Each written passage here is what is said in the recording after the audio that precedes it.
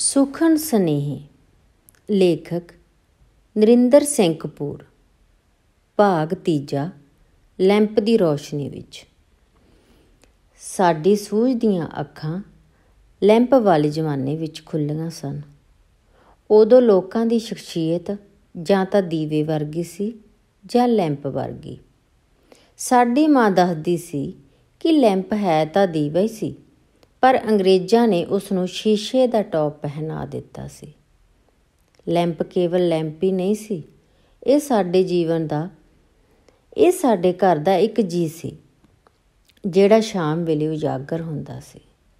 ਹੁਣ ਜਦੋਂ ਕਿਸੇ ਬਜ਼ੁਰਗ ਨੂੰ ਲਾਹੌਰ ਦੀਆਂ ਗੱਲਾਂ ਕਰਦੇ ਸੁਣਦਾ ਹਾਂ ਤਾਂ ਸਮਝ ਆਉਂਦੀ ਹੈ ਕਿ ਉਸ ਦੀ ਸੂਝ ਦੀਆਂ ਅੱਖਾਂ ਲਾਹੌਰ ਦੀਆਂ ਗਲੀਆਂ ਵਿੱਚ ਖੁੱਲ੍ਹੀਆਂ ਹੋਣਗੀਆਂ। ਉਸ ਦੀਆਂ ਜਾਗਦੀਆਂ ਅੱਖਾਂ ਨੇ ਸੁਪਨੇ ਉੱਥੇ ਹੀ ਵੇਖਣੇ ਸਿੱਖੇ ਹੋਣਗੇ। ਜਦੋਂ ਕੋਈ ਆਪਣੇ ਬਚਪਨ ਦੀਆਂ ਗੱਲਾਂ ਕਰਦਾ ਹੈ ਤਾਂ ਮੈਨੂੰ ਉਹ ਲੈਂਪ ਪ੍ਰਤੀਤ ਹੁੰਦਾ ਹੈ, ਜਗਦਾ ਹੋਇਆ ਲੈਂਪ। ਲੈਂਪ ਦੀ ਰੌਸ਼ਨੀ ਵਿੱਚ ਸਾਰੇ ਸੋਹਣੇ ਲੱਗਦੇ ਸਨ। ਮੇਰੀ ਮਾਂ ਤਾਂ ਹੈ ਵੀ ਸੋਹਣੀ ਸੀ, ਉਹ ਹੋਰ ਵੀ ਸੋਹਣੀ ਲੱਗਦੀ ਸੀ। ਉਦੋਂ ਸੰਤਾਨ ਦੀ ਹਾਜ਼ਰੀ ਵਿੱਚ ਮਾਵਾਂ ਦਾ ਅੰਦਰਲਾ ਚਾਨਣ ਉਹਨਾਂ ਦੇ ਚਿਹਰਿਆਂ 'ਤੇ ਆ ਜਾਇਆ ਕਰਦਾ ਸੀ। ਲੈਂਪ ਬਾਲਦਿਆਂ ਜਦੋਂ ਮੈਂ ਆਪਣੀ ਮਾਂ ਦੇ ਚਿਹਰੇ ਨੂੰ ਵੇਖਦਾ ਤਾਂ ਮੈਨੂੰ ਇੰਝ ਲੱਗਦਾ ਜਿਵੇਂ ਦੁੱਧ ਦੇ ਭਰੇ ਪਤੀਲੇ 'ਤੇ ਮਲਾਈ ਆ ਗਈ ਹੋਵੇ। ਮੇਰੇ ਪਿਤਾ ਜੀ ਦੀ ਕਿਸਮਤ ਸੀ ਜੋ ਉਹਨਾਂ ਦਾ ਵਿਆਹ ਮੇਰੀ ਮਾਂ ਨਾਲ ਹੋ ਗਿਆ। ਮੇਰੀ ਮਾਂ ਉਸ ਜ਼ਮਾਨੇ ਦੀ 5ਵੀਂ ਪਾਸ ਸੀ, ਜਦੋਂ 3 ਪਾਸ ਦਾ ਵਿਆਹ ਤਹਿਸੀਲਦਾਰ ਨਾਲ ਹੋ ਜਿਆ ਕਰਦਾ ਸੀ। ਜਦੋਂ ਮੇਰੇ ਪਿਤਾ ਦਾ ਵਿਆਹ ਹੋਇਆ ਤਾਂ ਉਹ ਡਾਕਖਾਨੇ ਵਿੱਚ ਕੰਮ ਕਰਦੇ ਸਨ। ਮੇਰੀ ਮਾਂ ਮੇਰੇ ਪਿਤਾ ਨੂੰ ਸਭ ਤੋਂ ਸਿਆਣਾ ਪੁਰਸ਼ ਮੰਨਦੀ ਸੀ ਅਤੇ ਮੇਰੇ ਪਿਤਾ ਮੇਰੀ ਮਾਂ ਨੂੰ ਦੁਨੀਆ ਦੀ ਸਭ ਤੋਂ ਸੋਹਣੀ ਔਰਤ ਕਹਿੰਦੇ ਸਨ। ਲੈਂਪ ਦੀ ਰੌਸ਼ਨੀ ਵਿੱਚ ਜਦੋਂ ਮੈਂ ਉਹਨਾਂ ਨੂੰ ਵੇਖਦਾ ਤਾਂ ਉਹ ਹੋਰ ਵੀ ਪਿਆਰੇ ਲੱਗਦੇ ਅਤੇ ਭੈਣ ਭਰਾਵਾਂ ਵਿੱਚ ਇਸ ਗੱਲ ਦੀ ਬਹਿਸ ਛਿੜ ਪੈਂਦੀ ਕਿ ਕਿਸ ਨੇ ਕਿਸ ਦੀ ਗੋਦੀ ਵਿੱਚ ਬੈਠਣਾ ਹੈ। ਹਰ ਕਿਸੇ ਦੀ ਜ਼ਿੰਦਗੀ ਵਿੱਚ ਇੱਕ ਗੀਤ ਵਰਗੀ ਉਮਰ ਹੁੰਦੀ ਹੈ, ਜਦੋਂ ਸਾਰੀ ਦੁਨੀਆ ਲਾਚੀਆਂ ਦਾ ਬਾਗ ਪ੍ਰਤੀਤ ਹੁੰਦੀ ਹੈ। ਉਦੋਂ ਲਾਚੀਆਂ ਦੇ ਬਾਗ ਵਾਲੀ ਮਾਂ ਲੈਂਪ ਬਾਲ ਕੇ ਉਸ ਕੋਲ ਬੈਠੀ ਨਿੱਕਾ ਮੋਟਾ ਕੰਮ ਕਰਦੀ, ਕੁਝ ਗਾਉਣ ਲੱਗ ਪੈਂਦੀ।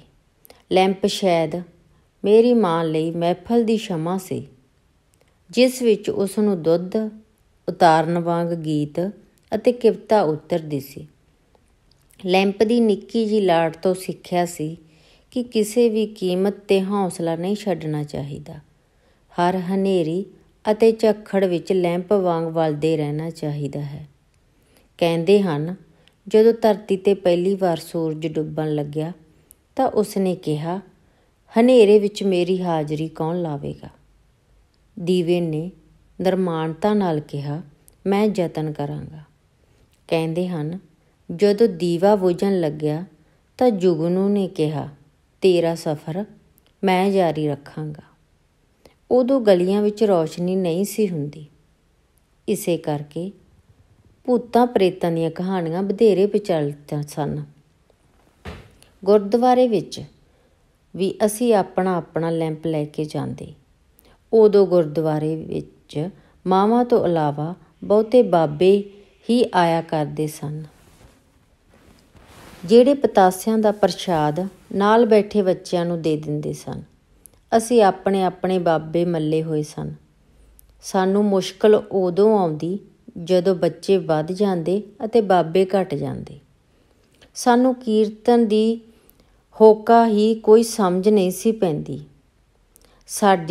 ਸਾਡੀਆਂ ਮਾਵਾਂ ਗੁਰਦੁਆਰੇ ਅੰਦਰ ਬੈਠ ਜਾਂਦੀਆਂ ਅਤੇ ਅਸੀਂ ਵਿਹੜੇ ਵਿੱਚ ਲੁਕਣ ਮੀਚੀ ਖੇਡਦੇ।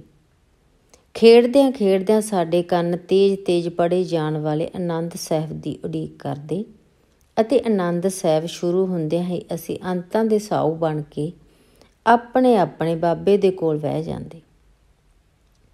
ਲੈਂਪ ਇਸ ਤਰ੍ਹਾਂ ਰੱਖੇ ਜਾਂਦੇ ਜਿਵੇਂ ਉਹ ਵੀ ਸਮਾਗਮ ਕਰ ਰਹੇ ਹੋਣ। ਭੋਗ ਪੈਣ ਉਪਰੰਤ ਸੰਤੋਖਣ ਦੀ ਰਸਮ ਹੋਣੀ ਅਤੇ ਅਸੀਂ ਲੈਂਪ ਲੈ ਕੇ ਅੱਗੇ ਅੱਗੇ ਟੁਰਨਾ। ਸਾਨੂੰ ਇਸ ਗੱਲ ਦੀ ਤਸੱਲੀ ਹੁੰਦੀ ਕਿ ਅਸੀਂ ਗੁਰੂ ਜੀ ਨੂੰ ਘਰ ਪਹੁੰਚਾ ਕੇ ਆਏ ਸਾਂ। ਸਾਡੀ ਗਲੀ ਵਿੱਚ ਸਿਵਾਏ ਬਾਬੇ ਗੋਲੂ ਤੋਂ ਬਾਕੀ ਸਾਰੇ ਘਰਾਂ ਵਿੱਚ ਲੈਂਪ ਸਨ। ਬਾਬਾ ਗੋਲੂ ਦੀਵਾ ਬਾਲਦਾ ਸੀ। ਉਹ ਸਨੀ ਦੇ ਸਨੀ ਜਾਂਦਾ ਅਤੇ ਆਟਾ ਤੇਲ ਲੈ ਆਉਂਦਾ। ਉਸ ਨੂੰ ਕਹਾਣੀਆਂ ਬਹੁਤ ਆਉਂਦੀਆਂ ਸਨ। ਅਸਲ ਵਿੱਚ ਤਾਂ ਉਸ ਦਾ ਵਿਆਹ ਹੀ ਨਹੀਂ ਸੀ ਹੋਇਆ, ਪਰ ਉਹ ਆਪਣੀ ਪਤਨੀ ਨੂੰ ਸਾਡੀ ਚਾਚੀ ਦੱਸਦਾ। ਹਰ ਕਹਾਣੀ ਵਿੱਚ ਮੁਸੀਬਤਾਂ ਵੇਲੇ ਕਿਧਰੋਂ ਨਾ ਕਿਧਰੋਂ ਚਾਚੀ ਆ ਜਾਂਦੀ ਅਤੇ ਸਮੱਸਿਆ ਹੱਲ ਹੋ ਜਾਂਦੀ। ਸਾਡੀਆਂ ਅੱਖਾਂ ਵਿੱਚ ਕਲਪਨਾ ਦੇ ਸੁਰਮੇ ਦੀ ਪਹਿਲੀ ਸਿਲਾਈ ਉਸ ਬਾਬੇ ਗੋਲੂ ਨੇ ਪਾਈ ਸੀ। ਮੈਂ ਆਪਣੀ ਮਾਂ ਨੂੰ ਕਹਿਣਾ ਕਿ ਅਸੀਂ ਨਵਾਂ ਲੈਂਪ ਲੈ ਆਈਏ ਅਤੇ ਆਪਣਾ ਲੈਂਪ ਬਾਬੇ ਗੋਲੂ ਨੂੰ ਦੇ ਦੇਈਏ, ਪਰ ਮਾਂ ਲੈਂਪ ਦੇਣ ਲਈ ਕਦੀ ਵੀ ਨਹੀਂ ਸੀ ਮੰਨੀ। ਸ਼ਾਇਦ ਉਸ ਨੂੰ ਇਹ ਦਾਜ ਵਿੱਚ ਮਿਲਿਆ ਸੀ। ਮੇਰੀ ਮਾਂ ਨੇ ਅੰਤ ਤੱਕ ਉਹ ਲੈਂਪ ਸਾਂਭੀ ਰੱਖਿਆ। ਜਿਨ੍ਹਾਂ ਚੀਜ਼ਾਂ ਨਾਲ ਸਾਡੀਆਂ ਯਾਦਾਂ ਜੁੜੀਆਂ ਹੋਣ, ਉਹਨਾਂ ਨੂੰ ਰੱਖਣ ਵਾਸਤੇ ਥਾਂ ਦੀ ਕਦੀ ਸਮੱਸਿਆ ਨਹੀਂ ਹੁੰਦੀ। ਉਦੋਂ ਸਾਡੇ ਨਿੱਕੇ ਨਿੱਕੇ ਸ਼ੌਂਕ ਸਨ। ਗੋਲ ਗੱਪੇ ਖਾਣ ਜਾਂਦੇ ਤਾਂ ਸੋਚਦਾ ਜਦੋਂ ਵੱਡਾ ਹੋਵਾਂਗਾ ਤਾਂ ਬਿਨਾਂ ਮੋਹਰੀ ਵਾਲਾ ਗੋਲ ਗੱਪਾ ਖਾਇਆ ਕਰਾਂਗਾ। ਉਦੋਂ ਸੋਚਦਾ ਸਾਂ ਪ੍ਰਧਾਨ ਮੰਤਰੀ ਤਾਂ ਬਿਨਾਂ ਮੋਹਰੀ ਵਾਲੇ ਗੋਲ ਗੱਪਾ ਖਾਂਦੇ ਹੋਵੇਗਾ। ਉਦੋਂ ਮੋਹਰੀ ਵਾਲੇ 1 ਪੈਸੇ ਨਾਲ 3 ਚੀਜ਼ਾਂ ਆ ਜਾਂਦੀਆਂ, ਕਿਉਂਕਿ ਕਿਸੇ ਹੋਰ ਰੌਸ਼ਨੀ ਦਾ ਅਹਿਸਾਸ ਹੀ ਨਹੀਂ ਸੀ। ਸੋ ਲੈਂਪ ਦੀ ਰੌਸ਼ਨੀ ਵੀ ਕਾਫੀ ਲੱਗਦੀ। ਵਿਆਹਾਂ ਵਿੱਚ ਨਿੱਕੇ ਨਿੱਕੇ ਮੁੰਡੇ ਸਿਰ 'ਤੇ ਗੈਸਾਂ ਲੈ ਕੇ ਚੱਲਦੇ। ਉਦੋਂ ਲੋਕਾਂ ਦੇ ਚਾਅ ਸੁੱਚੇ ਸਨ, ਸੋ ਉਹਨਾਂ ਦੀਆਂ ਖੁਸ਼ੀਆਂ ਵੀ ਖਾਲਸ ਸਨ। ਕਿਸੇ ਚਾਚੇ ਤਾਏ ਜਾਂ ਭੂਆ ਮਾਸੀ ਦੇ ਆਉਣ 'ਤੇ ਸਧਾਰਨ ਜਿਹਾ ਦਿਹਾੜਾ ਵੀ ਤਿਉਹਾਰ ਵਾਂਗ ਗੁਜ਼ਰਦਾ ਅਤੇ ਮਹਿਮਾਨ ਦੇ ਚਲੇ ਜਾਣ 'ਤੇ ਘਰ ਸ਼ਮਸ਼ਾਨ ਵਾਂਗ ਲੱਗਦਾ। ਉਹ ਬੜੀ ਗਰੀਬੀ ਦੇ ਦਿਨ ਸਨ, ਪਰ ਉਹ ਅੰਤ ਪ੍ਰਸੰਨਤਾ ਅਤੇ ਸੰਤੁਸ਼ਟਤਾ ਦਾ ਯੁੱਗ ਸੀ। ਉਦੋਂ ਮੰਗਵੇਂ ਸਾਈਕਲ ਨਾਲ ਅਸੀਂ ਗੱਡੀ ਨਾਲ ਦੌੜ ਲਾਉਂਦੇ ਸਾਂ ਅਤੇ ਗੁਸਲਖਾਨੇ ਵਿੱਚ ਵੀ ਸਰੋਵਰ ਵਾਂਗ ਇਸ਼ਨਾਨ ਕਰਦੇ ਸਾਂ। ਉਦੋਂ ਟਿਕਟ ਲੈ ਕੇ ਸਫ਼ਰ ਕਰਨ ਵਾਲਿਆਂ ਦੀ ਗਿਣਤੀ ਬੇਟਿਕਟੇ ਮੁਸਾਫਰਾਂ ਨਾਲੋਂ ਵਧੇਰੇ ਹੋਇਆ ਕਰਦੀ ਸੀ। ਉਦੋਂ ਪੁਸਤਕਾਂ ਅਜਿਹੀਆਂ ਸਨ ਜਿਹੜੀਆਂ ਵਿਦਿਆਰਥੀਆਂ ਦੇ ਨਾਲ ਨਾਲ ਅਧਿਆਪਕਾਂ ਨੂੰ ਵੀ ਸਮਝ ਆ ਜਾਇਆ ਕਰਦੀਆਂ ਸਨ। ਉਦੋਂ ਜਦੋਂ ਕਿਸੇ ਇਸਤਰੀ ਦੇ ਸੰਤਾਨ ਨਾ ਹੁੰਦੀ ਤਾਂ ਸਾਰੇ ਮੁਹੱਲੇ ਦੇ ਬੱਚੇ ਉਸ ਦੇ ਧੀਆਂ ਪੁੱਤਰ ਬਣ ਜਾਂਦੇ ਸਨ। ਸਾਡੇ ਮੁਹੱਲੇ ਵਿੱਚ ਇੱਕ ਵਿਧਵਾ ਰਹਿੰਦੀ ਸੀ, ਚੋਚੋ। ਉਹ ਵਰਤ ਬੜੇ ਰੱਖਦੀ ਸੀ, ਪਰ ਸਾਨੂੰ ਸਦਾ ਉਸ ਦੇ ਘਰੋਂ ਕੁਝ ਖਾਣ ਨੂੰ ਮਿਲ ਜਾਂਦਾ। ਉਦੋਂ ਅਸੀਂ ਕਿਸੇ ਕਾਰ ਥੱਲੇ ਆਉਣ ਦੇ ਡਰ ਤੋਂ ਮੁਕਤ ਆਪਣੀ ਗਲੀ ਵਿੱਚ ਦੌੜ ਸਕਦੇ ਸਾਂ। ਉਦੋਂ ਕਿਸੇ ਦੇ ਘਰੋਂ ਦਾਲ ਸਬਜ਼ੀ ਦੀ ਕੌਲੀ ਲੈ ਆਉਣੀ ਸਾਡਾ ਹੱਕ ਸੀ। ਉਹ ਯੁੱਗ ਹੀ ਇਮਾਨਦਾਰੀ ਦਾ ਸੀ। ਪਿਆਰ ਇਮਾਨਦਾਰੀ ਤੋਂ ਬਿਨਾਂ ਸੰਭਵ ਨਹੀਂ ਹੁੰਦਾ। ਲੈਂਪ ਦੀ ਰੌਸ਼ਨੀ ਤੇਲ ਤੋਂ ਬਿਨਾਂ ਸੰਭਵ ਨਹੀਂ ਸੀ, ਪਰ ਤੇਲ ਵਿੱਚ ਮਿਲਾਵਟ ਲੈਂਪ ਦੀ ਰੌਸ਼ਨੀ ਨੂੰ ਵੀ ਧੁੰਦਲਾ ਕਰ ਸਕਦੀ ਸੀ। ਉਦੋਂ ਨਿੱਕੀਆਂ ਨਿੱਕੀਆਂ ਗੱਲਾਂ ਦਾ ਹਿਸਾਬ ਨਹੀਂ ਸੀ ਰੱਖਿਆ ਜਾਂਦਾ। ਉਦੋਂ ਦਿਲਾਂ ਦੇ ਚਸ਼ਮੇ ਖੁੱਲ੍ਹੇ ਹਾਸਿਆਂ ਵਾਂਗ ਵਹਿੰਦੇ ਸਨ। ਉਦੋਂ ਲੋਕ ਇਤਨੇ ਭੋਲੇ ਸਨ ਕਿ ਉਹ ਜੀਪ ਨੂੰ ਟਰੱਕ ਦਾ ਬੱਚਾ ਕਹਿੰਦੇ ਸਨ। ਗੱਡੀ ਦੀ ਸੀਟੀ ਸੁਣਨ ਲਈ ਲੋਕ ਸਟੇਸ਼ਨ 'ਤੇ ਚਲੇ ਜਾਂਦੇ ਸਨ। ਪਹਿਲੀ ਵਾਰੀ ਜਦੋਂ ਇੱਕ ਵਿਆਹ ਵਿੱਚ ਡੋਂਗੇ ਵੇਖੇ ਤਾਂ ਉਹਨਾਂ ਨੂੰ ਮੈਂ ਵੱਡੀਆਂ ਕੌਲੀਆਂ ਹੀ ਸਮਝਿਆ ਸੀ। ਉਦੋਂ ਕਈ ਵਾਰੀ ਵੱਡੇ ਗੁਰਦੁਆਰੇ ਵਿੱਚ ਪ੍ਰਸ਼ਾਦ ਇਤਨਾ ਵੱਜ ਜਾਂਦਾ ਕਿ ਅਸੀਂ ਝੋਲੀਆਂ ਵਿੱਚ ਪਵਾ ਲੈਂਦੇ। ਉਦੋਂ ਥਾਲੀ ਵਿੱਚ ਕੌਲੀਆਂ ਦੀ ਗਿਣਤੀ ਘੱਟ ਹੁੰਦੀ ਸੀ, ਪਰ ਰੱਜ ਵਧੇਰੇ ਹੁੰਦਾ ਸੀ। ਸਾਡੇ ਘਰ ਜਦੋਂ ਕਿਸੇ ਮਹਿਮਾਨ ਨੇ ਆਉਣਾ, ਉਸ ਦਿਨ ਮੇਰੀ ਮਾਂ ਨੇ ਲੈਂਪ ਦਾ ਸ਼ੀਸ਼ਾ ਜ਼ਰੂਰ ਸਾਫ਼ ਕਰਦੀ। ਜਿਵੇਂ ਮਹਿਮਾਨ ਨੂੰ ਲੈਂਪ ਦੀ ਸਲਾਮੀ ਦੇਣੀ ਹੋਵੇ ਜਾਂ ਜਿਵੇਂ ਉਸ ਤੋਂ ਲੈਂਪ ਦਾ ਉਦਘਾਟਨ ਕਰਵਾਉਣਾ ਹੋਵੇ। ਉਦੋਂ ਸਾਡੀ ਨਜ਼ਰ ਬਹੁਤ ਦੂਰ ਤੱਕ ਨਹੀਂ ਸੀ ਜਾਂਦੀ, ਸ਼ਾਇਦ ਬਹੁਤੀ ਦੂਰ ਤੱਕ ਵੇਖਣ ਦੀ ਲੋੜ ਵੀ ਨਹੀਂ ਸੀ।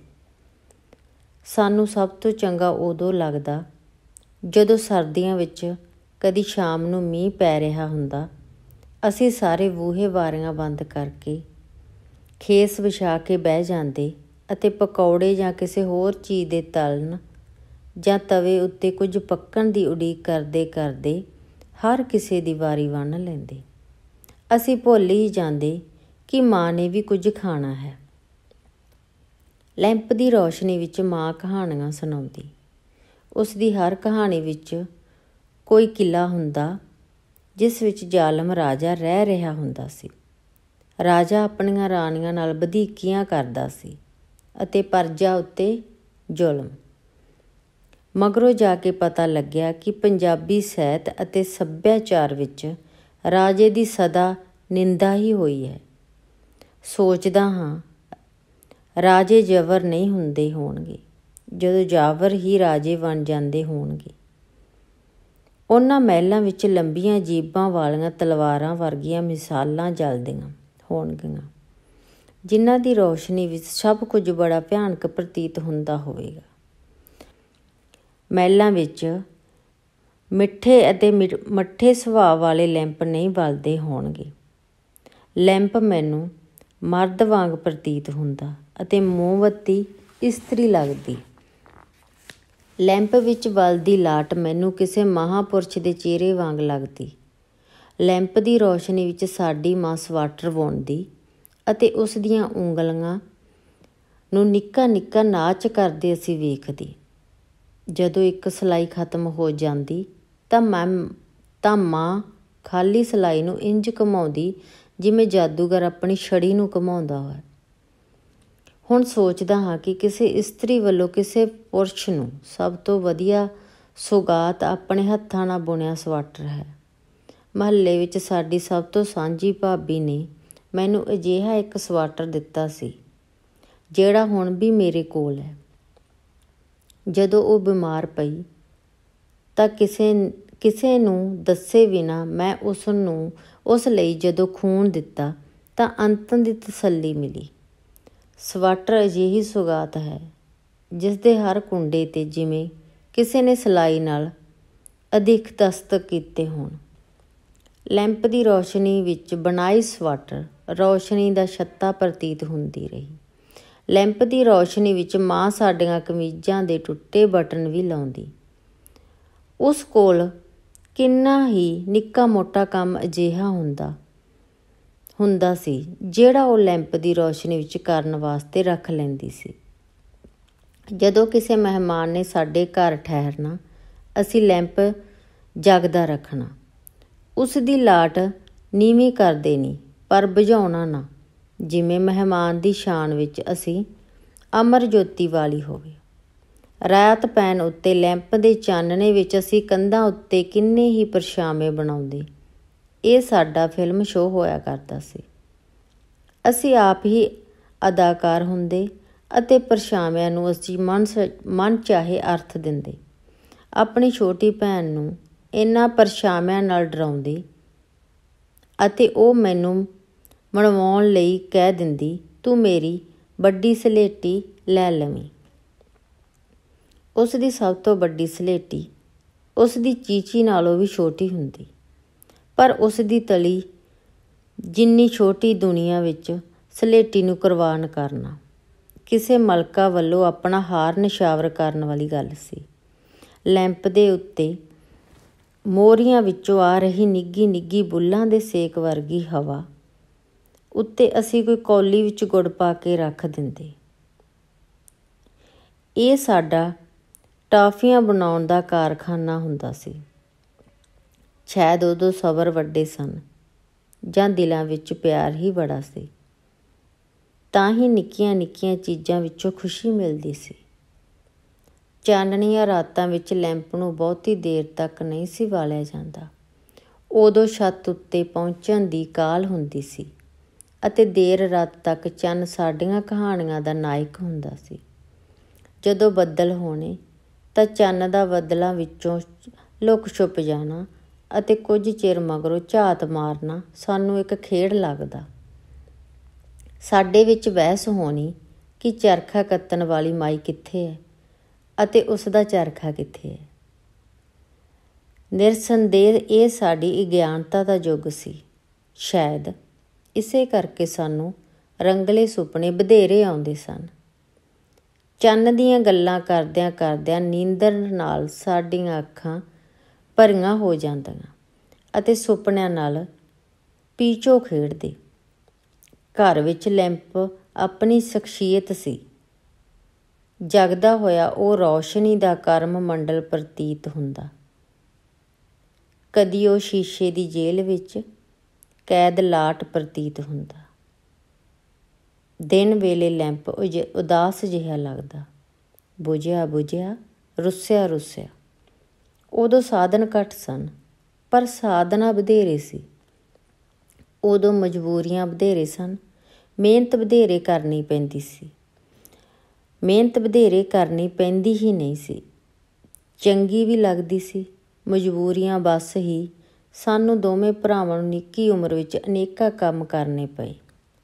ਸਾਡੇ ਵਿੱਚੋਂ ਜਦੋਂ ਕਿਸੇ ਨੂੰ ਦੇਰ ਹੋ ਜਾਣੀ ਤਾਂ ਪਿਤਾ ਜੀ ਨੇ ਲੈਂਪ ਲੈ ਕੇ ਸਾਨੂੰ ਅੱਗੋਂ ਲੈਣ ਆਉਣਾ ਅਤੇ ਬਾਕੀ ਸਾਰਿਆਂ ਨੇ ਹਨੇਰੇ ਵਿੱਚ ਸਾਡੀ ਉਡੀਕ ਕਰਨੀ।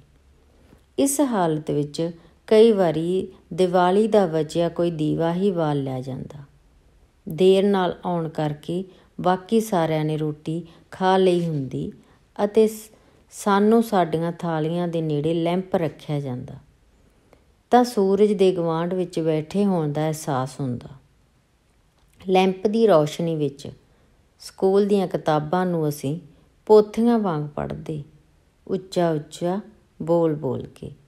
ਉਦੋਂ ਪੁਸਤਕਾਂ ਸਨ ਵੀ ਥੋੜ੍ਹੀਆਂ, ਸੋ ਉਹ ਕਈ ਵਾਰ ਪੜ੍ਹ ਲਈਆਂ ਜਾਂਦੀਆਂ ਸਨ। ਉਦੋਂ ਮਾਪਿਆਂ ਕੋਲ ਬੱਚਿਆਂ ਦੇ ਪ੍ਰਸ਼ਨਾਂ ਦੇ ਉੱਤਰ ਦੇਣ ਦੀ ਵਿਹਲ ਨਹੀਂ ਸੀ। ਉਦੋਂ ਘਰਾਂ ਵਿੱਚ ਚੀਜ਼ਾਂ ਘੱਟ ਅਤੇ ਪਿਆਰ ਵਧੇਰੇ ਹੁੰਦਾ ਸੀ। ਉਦੋਂ ਮਹਿਮਾਨ ਦੇ ਆਉਣ ਉੱਤੇ ਨਹੀਂ, ਜਾਣ ਵੇਲੇ ਉਦਾਸੀ ਦਾ ਅਹਿਸਾਸ ਹੁੰਦਾ ਸੀ। ਜਦੋਂ ਕਿਸੇ ਦੇ ਵਿਆਹ ਦਾ ਪੋਸਟ ਕਾਰਡ ਆਉਣਾ, ਅਸੀਂ ਉਸੇ ਦਿਨ ਆਪਣੇ ਕੱਪੜੇ ਧੋਣੇ ਆਰੰਭ ਕਰ ਦਿੰਦੇ ਸਾਂ। ਉਦੋਂ ਮਾਂ ਦੇ ਰੁਝੇਵਿਆਂ ਵਿੱਚ ਹਰ ਕਿਸੇ ਲਈ ਥਾਂ ਸੀ। ਉਦੋਂ ਜਿਹੜੀ ਚਾਚੀ ਹੁੰਦੀ ਉਹ ਸਾਰੇ ਮੁਹੱਲੇ ਦੀ ਚਾਚੀ ਹੁੰਦੀ ਅਤੇ ਹਰ ਭਾਬੀ ਦੇ ਦਰਜਨਾਂ ਦਿਓਰ ਹੁੰਦੇ। ਮਾਂ ਨੂੰ ਰਜਾਈਆਂ ਭਰਵਾਉਣ ਦਾ ਕੁਝ ਵਧੇਰੇ ਹੀ ਸ਼ੌਂਕ ਸੀ। ਸਾਡੇ ਸਾਰੇ ਮੁਹੱਲੇ ਦੀਆਂ ਰਜਾਈਆਂ ਸਾਡੀ ਮਾਂ ਨੇ ਹੀ ਭਰਵਾਈਆਂ ਸਨ। ਜੇ ਕਿਸੇ ਨੇ ਮੱਝ ਰੱਖੀ ਹੁੰਦੀ ਤਾਂ 7 ਘਰਾਂ ਵਿੱਚ ਲੱਸੀ ਪਹੁੰਚਦੀ ਸੀ। ਅਸੀਂ ਰੋਟੀਆਂ ਆਪਣੇ ਹੱਥਾਂ ਵਿੱਚ ਲੈ ਕੇ ਗੁਆਂਢੀਆਂ ਦੇ ਘਰੋਂ ਸਬਜ਼ੀ ਲੈਣ ਨਿਕਲ ਪੈਂਦੇ। ਉਦੋਂ ਬੇਈਆਂ ਦੀ ਥਾਂ ਤਾਜ਼ੀਆਂ ਚੀਜ਼ਾਂ ਖਾਣ ਦਾ ਰਿਵਾਜ਼ ਸੀ। ਉਦੋਂ ਨਲਕਿਆਂ ਅਤੇ ਤੰਦੂਰਾਂ 'ਤੇ ਮੇਲੇ ਲੱਗਦੇ ਸਨ।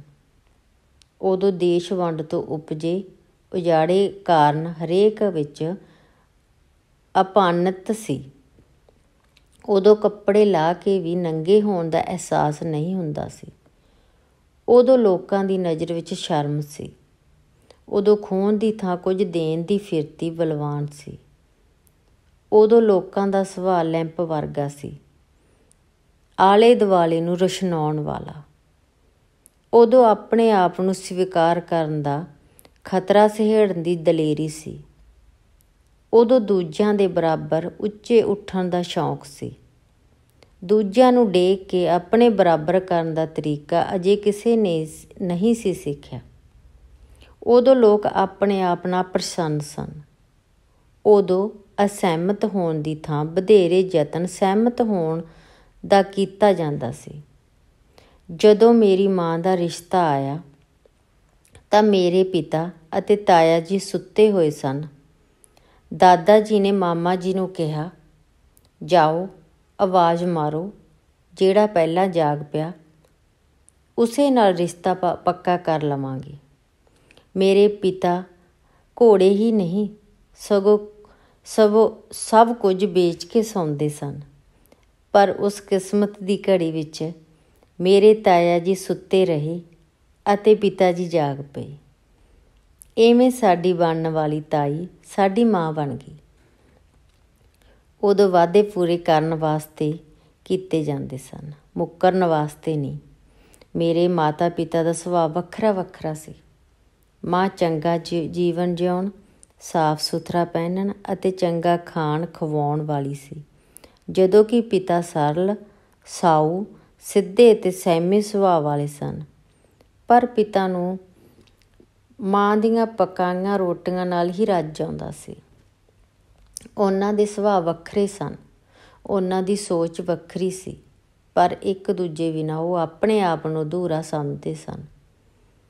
ਜਦੋਂ ਕਦੀ ਮਾਂ ਬਿਮਾਰ ਪੈਂਦੀ ਤਾਂ ਪਿਤਾ ਜੀ ਲਾਡ ਨਾਲ ਕਹਿੰਦੇ, ਮੈਂ ਤੇਰੇ ਤੋਂ ਪਹਿਲਾਂ ਮਰਨਾ ਹੈ, ਤੂੰ ਕਾਹਲ ਨਾ ਕਰੀਂ।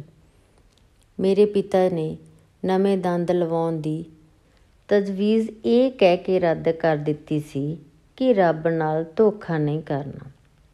ਮੌਤ ਬਾਰੇ ਪਿਤਾ ਜੀ ਦਾ ਵਿਚਾਰ ਸੀ ਕਿ ਅਸੀਂ ਤਾਂ ਤਿਆਰ ਬੈਠੇ ਹਾਂ, ਉਹ ਬੁਲਾਉਣਾ ਹੀ ਭੁੱਲ ਗਿਆ ਹੈ।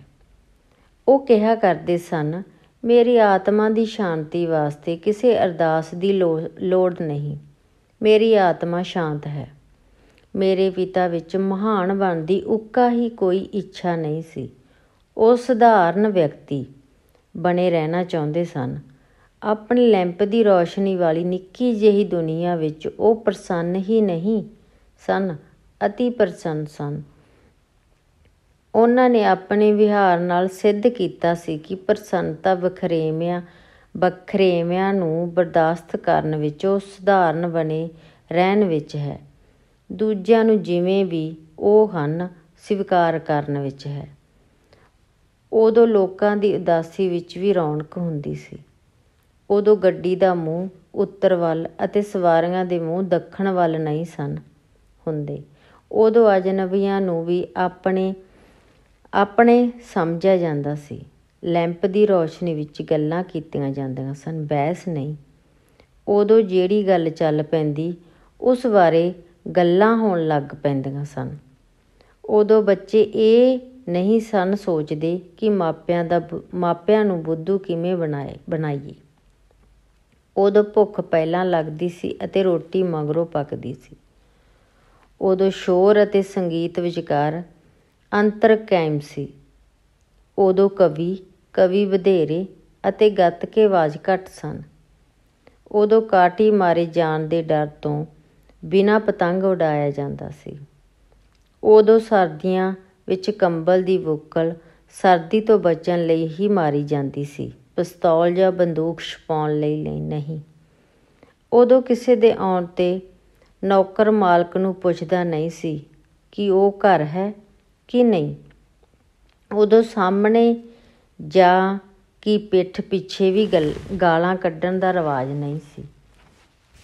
ਉਦੋਂ ਸਵਾਬਣ ਨਾਲ ਨਹੀਂ, ਲੋਕ ਆਦਤ ਵਸ਼ ਇਮਾਨਦਾਰ ਸਨ। ਉਦੋਂ ਸ਼ਹੀਦ ਸਾਡੇ ਨਾਇਕ ਸਨ। ਫਿਲਮ ਵਿੱਚ ਸ਼ਹੀਦ ਦੀ ਐਕਟਿੰਗ ਕਰਨ ਵਾਲਾ ਅਦਾਕਾਰ ਸਾਡਾ ਨਾਇਕ ਨਹੀਂ ਸੀ। ਉਦੋਂ ਪੀਚੋ, ਗੀਟੇ, ਲੁਕਣ ਮੀਚੀ, ਕੋਟਲਾ ਛਪਾਕੀ ਆਦਿ ਹਰਾਉਣ ਦੀ ਭਾਵਨਾ ਨਾਲ ਨਹੀਂ, ਖੇਡਣ ਦੀ ਭਾਵਨਾ ਨਾਲ ਖੇਡੇ ਜਾਂਦੇ ਸਨ। ਉਦੋਂ ਸੁਣਾਉਣ ਨਾਲੋਂ ਸੁਣਨ ਦਾ ਰਿਵਾਜ਼ ਵਧੇਰੇ ਸੀ। ਉਦੋਂ ਖੇਤਾਂ ਵਿੱਚ ਨਦੀਨਾਂ ਨਾਲੋਂ ਫਸਲ ਵਧੇਰੇ ਹੁੰਦੀ ਸੀ। ਉਦੋਂ ਸ਼ਕਲ ਵਿਗਾੜ ਕੇ ਫੈਸ਼ਨ ਕਰਨ ਦਾ ਰਿਵਾਜ਼ ਨਹੀਂ ਸੀ। ਉਦੋਂ ਕਵੀ ਆਪਣੀ ਕਵਿਤਾ ਸੁਣਾਉਣ ਦੀ ਜਿੱਦ ਨਹੀਂ ਸੀ ਕਰਦੇ। ਉਦੋਂ ਦੁਸ਼ਮਣੀ ਵਿੱਚ ਵੀ ਸਲੀਕਾ ਸੀ। ਪਰਸੋਂ ਜਦੋਂ ਮੈਂ ਘਰ ਪਰਤਿਆ ਤਾਂ ਬਿਜਲੀ ਦੀ ਖਰਾਬੀ ਕਾਰਨ ਮੇਰੀ ਪਤਨੀ ਮੇਰੀ ਮਾਂ ਦੇ ਦਾਜ ਵਾਲਾ ਲੈਂਪ ਸਾਫ਼ ਕਰ ਰਹੀ ਸੀ। ਉਸਨੂੰ ਵੇਖ ਕੇ ਯਾਦਾਂ ਦਾ ਇੱਕ ਕਾਫ਼ਲਾ ਮੇਰੇ ਨਾਲ ਹੋ ਟੁਰਿਆ ਅਤੇ ਅਸੀਂ ਲੈਂਪ ਦੀ ਰੌਸ਼ਨੀ ਵਿੱਚ। ਧੰਨਵਾਦ।